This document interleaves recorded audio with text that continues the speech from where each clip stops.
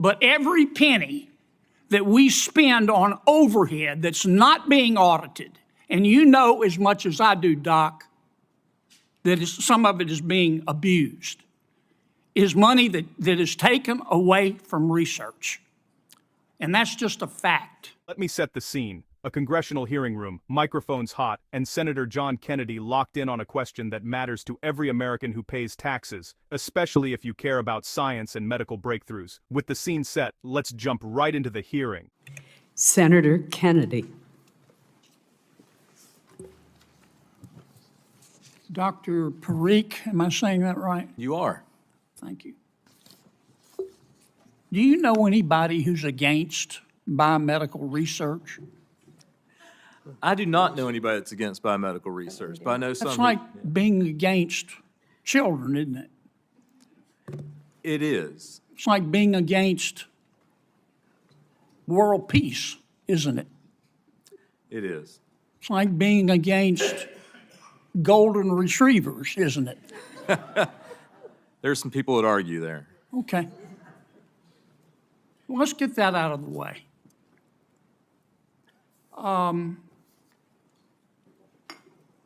I want to ask you about NIH. I love NIH. I think they do extraordinary work. Yes, sir. But isn't it a fact if NIH assigns way too much money for overhead, that money comes out of the basic research? Isn't that the case?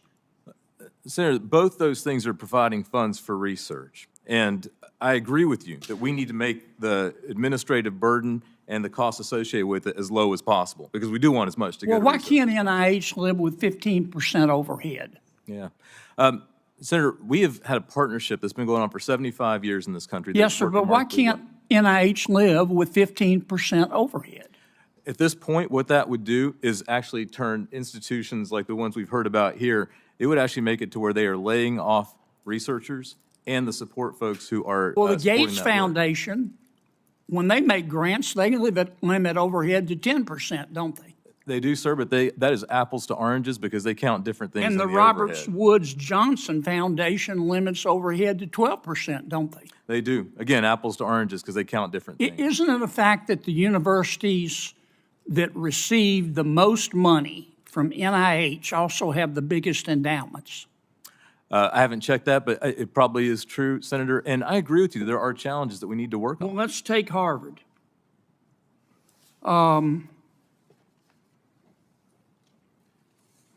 69 cents out of every dollar from NIH given to Harvard goes to overhead. No, sir, it's 69 cents out of every $1.69. It's on top of, it's not within. Okay. Which is 1.6. Let me ask you about one of the worst abuses I've ever seen. It was at Stanford. Yes, sir. Stanford was spending 74% of grants from NIH on overhead. Remember that? I do, although I was in high school at the time. Yeah.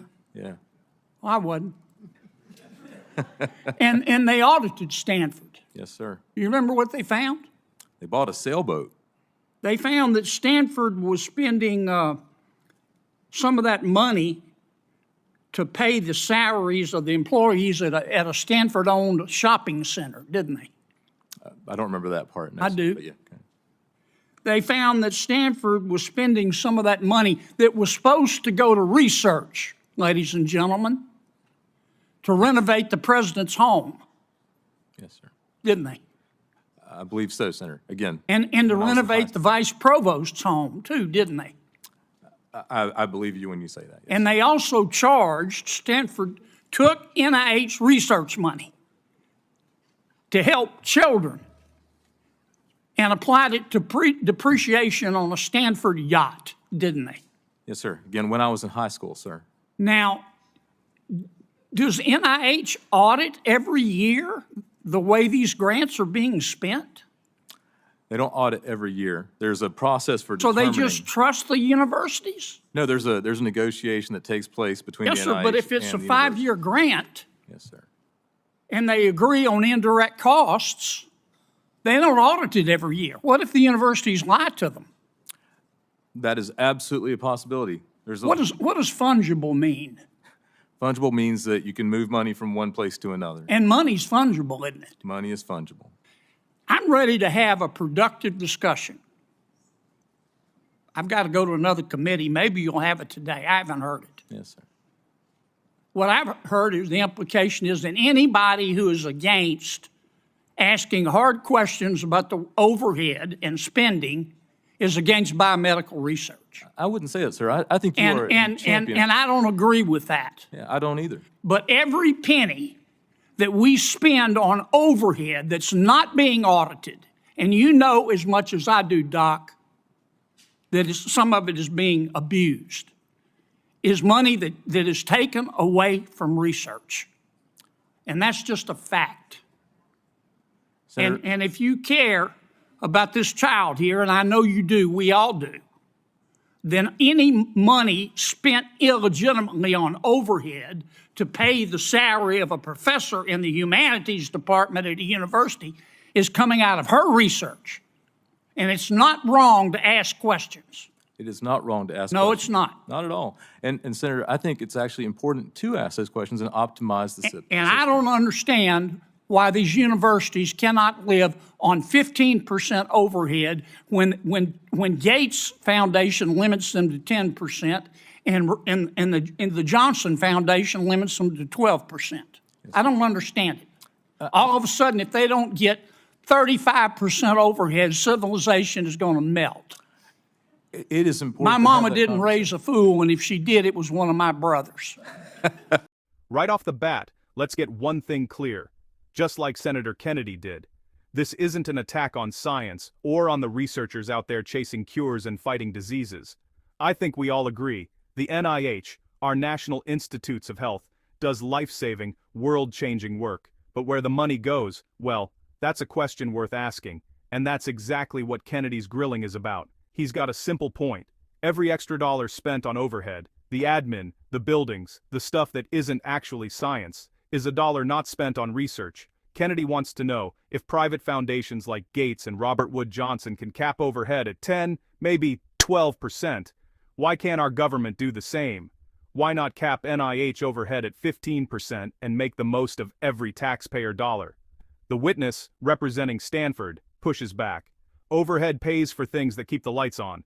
Labs, compliance, even janitors. Cut that too much, he says, and you risk layoffs or even slowing down research itself. So there's a real tension here, efficiency versus stability. But Kennedy doesn't let up. He points out, hey, those private foundations manage to squeeze more research out of every buck.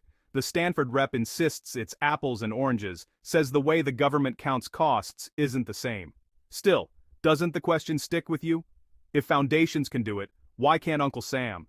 And then, Kennedy drops the bombshell past scandals at Stanford. NIH money used for things like housing makeovers, shopping centers, even, get this, a yacht.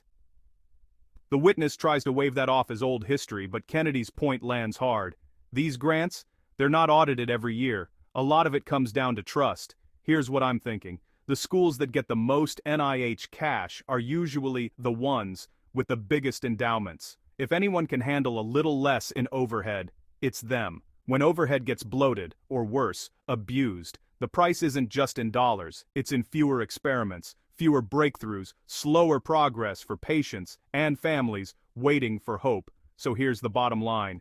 Asking how our tax dollars are spent isn't anti-science, it's about accountability. Kennedy's message, every unmonitored dollar means less medicine, less discovery, less progress. Supporting science means making sure the money gets to the people actually doing the work. If you found this breakdown useful, don't forget to hit subscribe. There's plenty more to uncover, and your tax dollars deserve answers.